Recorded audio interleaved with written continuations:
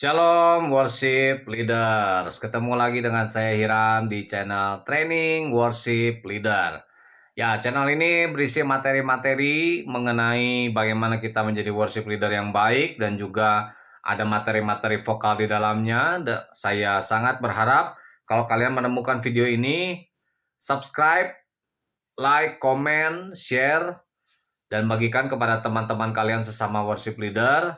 Karena di dalam channel saya ini begitu banyak materi-materi yang bagus dan sangat bermanfaat untuk mengembangkan pelayanan kita sebagai worship leader tentunya. Dan masih untuk menjawab pertanyaan dari Bapak Amos Sitepu mengenai bagaimana cara menjalin hubungan di dalam tim present worship, singer, pemusik, dan juga WL. Kalau di bagian yang pertama kemarin saya sudah membagikan mengenai apa yang harus dilakukan. Nah, selanjutnya di bagian kedua ini saya akan membagikan mengenai apa yang harus dihindari di dalam tim praise and worship, singer, pemusik, WL untuk bisa menciptakan kesehatian, kekompakan, kebersamaan, dan kesatuan hati. Sehati, sepikir, sejiwa kalau di dalam kitab Filipi itu ya. Kalian tonton dulu video saya yang sebelum ini juga, itu bagus juga ya. Dan sekarang yang harus dihindari yang pertama adalah dominan di dalam tim dan tidak mau menerima masukan. Merasa paling hebat dan merasa paling berpengalaman. Nah, ini yang paling harus dihindari di dalam tim present worship. Semua orang harus rendah hati kalau misalnya melihat ada tim kita sebagai singer atau sebagai pemusik skillnya tidak sebagus kita, tidak sehebat kita, tidak sejago kita gitu. Nah, kita justru harus men-encourage mereka, kita harus mendukung mereka supaya mereka itu bisa lebih maju lagi, bisa lebih bagus lagi mainnya gitu ya.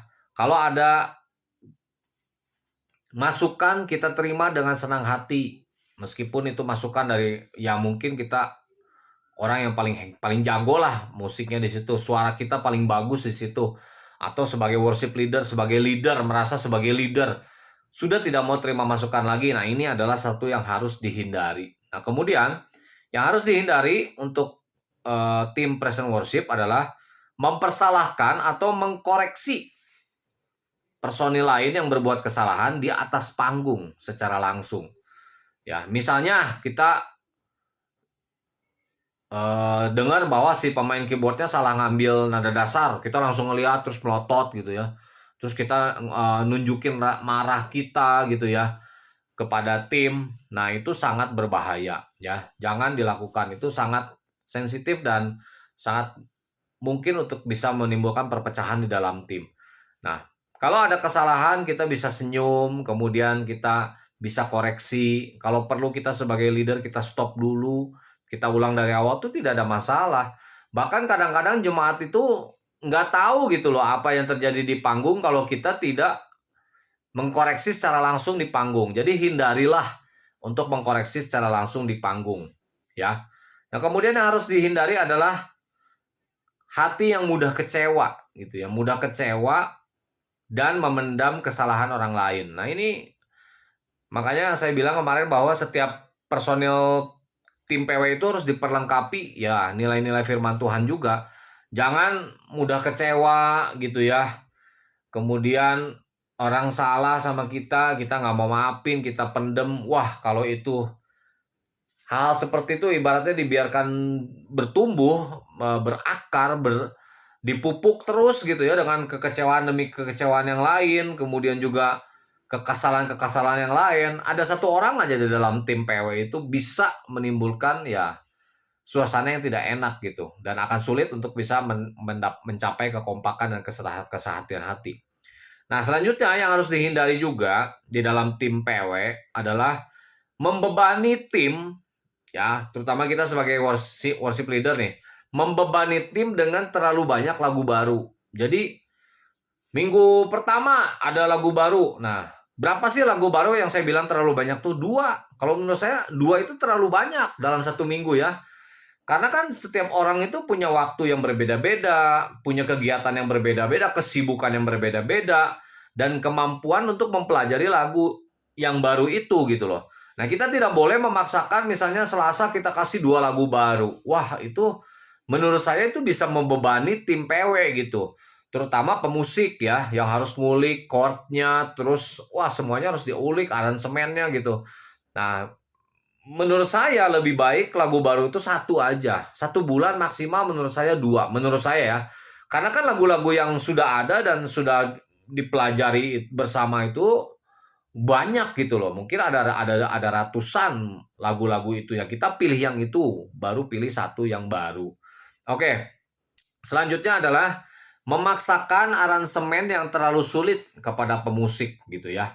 Jadi kita sebagai WL atau misalnya ada koordinator musik, dia tuh maksa pokoknya harus begini ya. Aransemennya harus sesuai dengan asli. Waduh, itu menurut saya sulit gitu ya untuk bisa menciptakan hubungan yang baik antara pemusik. Karena skill pemusik itu berbeda-beda. Apalagi kalau ada pemula misalnya, tapi dia punya hati, dia mau belajar. Ya kita kan nggak bisa paksa dia misal dalam waktu 1 minggu dia harus bisa mempelajari skill tertentu yang itu susah gitu. Nah akhirnya kan itu bisa membebani dia, mungkin dia juga bisa stres, nggak enjoy dalam pelayanan, dan akhirnya dia gagal, waduh itu malah bisa ngedown. Jadi kita mesti lihat dulu gitu loh. Ini kira-kira tim musik ini bisa nggak gitu loh kalau kita mau aransemen seperti ini.